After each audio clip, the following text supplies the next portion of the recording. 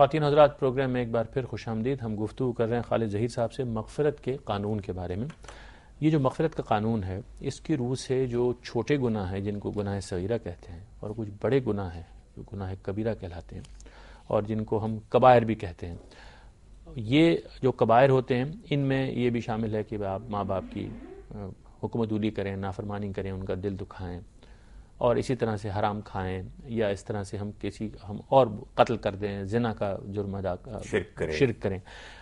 کبائر کے سلسلے میں کیا قانون ہے؟ جو آپ نے بیان فرمایا وہ اس میں کور ہو گیا، یا کبائر کے بارے میں کچھ مختلف بات ہے؟ انسان جب عبادت کرتا ہے اللہ کی خلوص کے ساتھ، نماز پڑھتا ہے، وضو کرتا ہے، روزہ رکھتا ہے، حج عمرہ کرتا ہے، تو جن کو آپ سیئات کہتے ہیں نا، جن کا ذکر بھی ابھی آپ نے کیا کہ انسان سے کوتاہی ہوتی ہے، عبادت میں کچھ سستی ہو جاتی ہے، صحیح طرح سے نہیں پڑھ پاتا، بعض اوقات زبان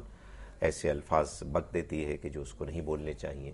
اگرچہ کہ اس کا ارادہ کسی کو تنگ کرنا نہیں ہوتا، تو ظاہر ہے کہ یہ سیئات ہیں جو کہ قرآن مجید نے ان کو لمم بھی مثال کے طور پر کہا کہ جو آدمی چلتے چلتے اس کو چھینٹے اس کو پڑ جاتے ہیں. لیکن بعض وہ گناہ ہیں کہ جو انسان کرتا ہے سوچ سمجھ کے کرتا ہے، اور وہ بڑے گناہ ہیں جن میں مثال کے طور پر شرک ہے، زنا ہے، قتل ہے، والدین کے ساتھ زیادتی یا ان کے حقوق کو پورا نہ کرنا ہے، رشتہ داری کاٹنا ہے، ناپ تول میں کمی بیشی کرنا ہے، وعدہ خلافی کرنا ہے، تکبر کرنا ہے. یہ وہ گناہ ہیں کہ جو بڑے گناہ ہیں.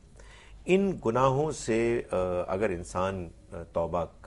کرنا چاہتا ہے تو ظاہر ہے کہ شرمندگی اس کا احساس تو ضروری ہے، لیکن اس کے ساتھ ساتھ پھر اس کو یہ عزم بھی کرنا ہے کہ مجھے اب آئندہ ان کو دہرانا نہیں ہے. اور اگر ان میں سے بعض وہ ہیں کہ جن کا تعلق بندوں سے ہے تو پھر ظاہر ہے کہ ان کی جو حق تلفی ہوئی ہے اس کو پورا بھی کرنا ہے. اچھا، یہ فرمائیے کہ کیا اگر کسی کو دنیا میں سزا مل جائے، جیسے اس نے کسی کو قتل کیا اور اس کے بعد اس کو مثال کے طور پر سزا ہو گئی، قتل کی نہیں ہوئی سزا، اس کو عمر قید کی سزا ہو گئی، اس نے 14 سال قید بھگت لی، تو کیا آپ سمجھتے ہیں کہ اس کا گناہ معاف ہو گیا اس طرح سے، یا اس کی کوئی اور شرط بھی ہے؟ دیکھیے، بات یہ ہے کہ ایک شخص نے قتل کیا ہے اور قتل کرنے کے بعد اس نے توبہ کر لی ہے، اور توبہ کرنے کے نتیجے میں جو اس کے خیال میں لواحقین رشتہ دار جو بچ گئے ہیں ان کے سامنے بھی شرمندگی کے اظہار اور ان کی خدمت اور ان کی ضرورتوں کو پورا کرنے کا عمل وہ کرتا ہے، جس سے کہ اس کے صحیح توبہ کے جذبے کا اظہار ہوتا ہے، تو امید ہے کہ وہ بھی اس کے لیے کفایت کرے گی چیز اس کے گناہوں کو معاف کرنے کے سلسلے میں. اگر مثال کے طور پر اس کو سزا مل جاتی ہے، اور سزا جب اس کو ملتی ہے اور وہ اس موقع پر اللہ تعالیٰ کے ہاں شرمندہ ہوتا ہے، وہ یہ کہتا ہے کہ خدایا مجھ سے بہت بڑی کوتاہی ہوئی ہے، اور تو میری اس کوتاہی کے نتیجے میں میری اس سزا ہی کو کافی قرار دے دے، تو امید ہے کہ یہ بھی ہو جائے گا. لیکن اگر فرض کیجئے کہ اس کو سزا ملتی ہے اور وہ یہ کہتا ہے میرے ساتھ زیادتی ہو رہی ہے اور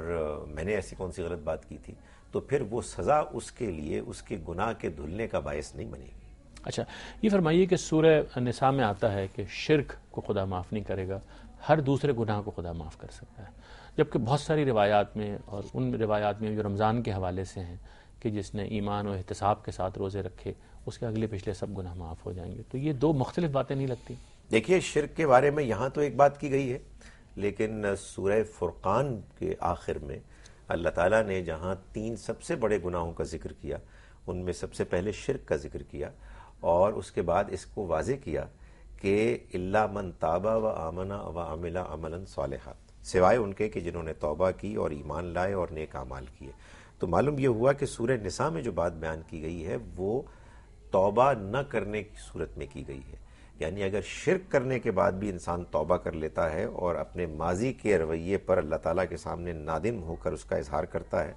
تو پھر یہ چیز اس کے ماضی کے شرک کے گناہ کو دھونے کا ذریعہ بن جائے گی. جو آیہ مبارکہ بیان کر رہی ہے بات وہ یہ ہے کہ باقی دوسرے گناہوں کے بارے میں تو اس کا امکان ہے کہ انسان نے اگر کیا تو اس میں اللہ کے ہاں کوئی کمی بیشی ہو سکتی ہے. بعض اوقات یہ بھی ممکن ہے کہ انسان سے کوئی دوسرا انسان قتل ہو گیا ہو اور وہ ایکسیڈنٹلی ہوا ہو، یا یہ کہ حالات ایسے تھے کہ وہ مجبور ہو گیا. لیکن شرک میں کوئی مجبوری نہیں ہے، انسان اگر اس کو کرتا ہے دلی آمادگی کے ساتھ تو اس میں اس کے معاف ہونے کا کوئی امکان نہیں، الا یہ کہ وہ توبہ کرے. لیکن ڈاکٹر صاحب، ایسا بھی تو ہوتا ہے نا کہ شرک ایک صاحب ایمان سے بھی سرزد ہو جاتا ہے، اسے کوئی غلط فہمی ہوتی ہے، لیکن آپ ان سے پوچھیے کہ شرک کر رہے ہو تو وہ کہتے ہیں ہم شرک نہیں کر رہے. تو تو ان کو ہم کس کھاتے میں رکھیں گے؟ دیکھیے بات یہ ہے کہ اس کا آخری فیصلہ تو اللہ تعالیٰ کی ذات ہی کرے گی، اس لیے کہ جیسا کہ میں نے گزارش کی، ایک ہے جرم، مثال کے طور پر قتل،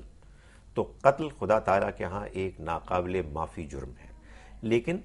ہم ظاہری قتل کو دیکھتے ہیں، اللہ تعالیٰ تو تمام حالات اسباب کو بھی سامنے رکھ کے فیصلہ کریں گے کہ آخر ایسا کیوں ہوا، اتفاق سے حادثاتی طور پر ہوا یا جان بوجھ کر اس نے کیا۔ بالکل یہی معاملہ شرک میں بھی ہوگا۔ اگر ایک شخص مثال کے طور پر کہیں جاتا ہے قبر پہ اور مانگتا ہے، اور اللہ تعالیٰ کے ہاں یہ بات طے ہو جاتی ہے کہ اگرچہ کہ اس نے غلط کام کیا لیکن اس کو غلط فہمی ہو گئی تھی، اس کو بات ہی ایسے سمجھائی گئی تھی، اس کے اندر جو میں نے توحید کا جذبہ رکھا ہے اس نے اس کی خلاف ورزی نہیں کی، وہ یہ سمجھا کہ اس کے مطابق ہی ہے،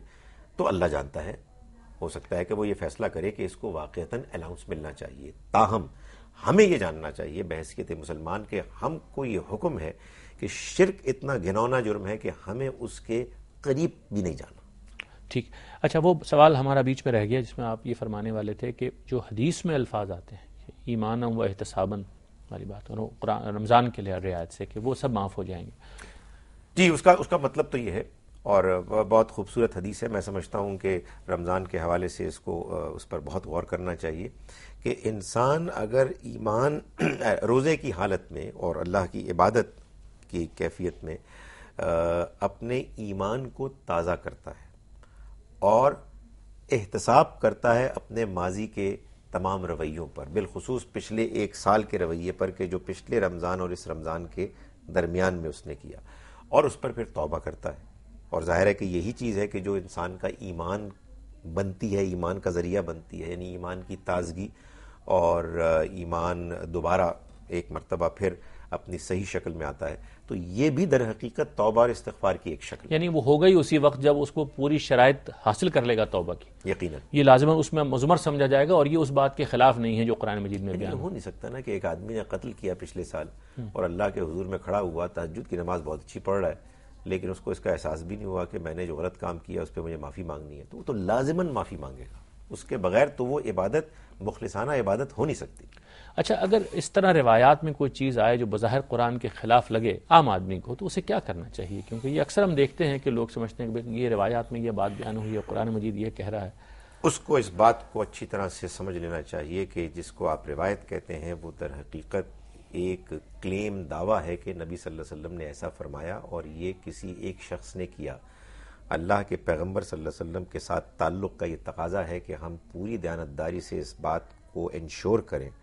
کہ ہم اس صحیح مفہوم تک پہنچنے کی کوشش کریں کہ جو حضور نے فرمایا ہوگا، جو بات بیان کی ہوگی۔ یہ بڑی ہی کیجول اپروچ ہے، یہ ایک ذمہ داری سے ہٹ کر یہ رویہ ہے کہ آپ جو بھی الفاظ آپ کو بیان کر دیے جائیں آپ یہ کہیں کہ حضور نے ایسا ہی فرمایا ہوگا۔ نبی صلی اللہ علیہ وسلم کبھی بھی قرآن مجید کی بیان کردہ بات سے کوئی مختلف بات نہیں کر سکتے، اس لیے ہمیں لازماً حدیث کے الفاظ کو اگر وہ قرآن سے متعلق کسی چیز کے بارے میں ہے تو قرآن کی روشنی میں سمجھنا چاہیے، دوسری احادیث کی روشنی میں سمجھنا چاہیے۔ آپ یہ دیکھیں نا، اس کی ایک مثال ہے کہ جو بڑی مشہور بات ہے کہ جس نے پانچے اپنے ٹخنے سے نیچے کیے وہ آگ میں جائے گا۔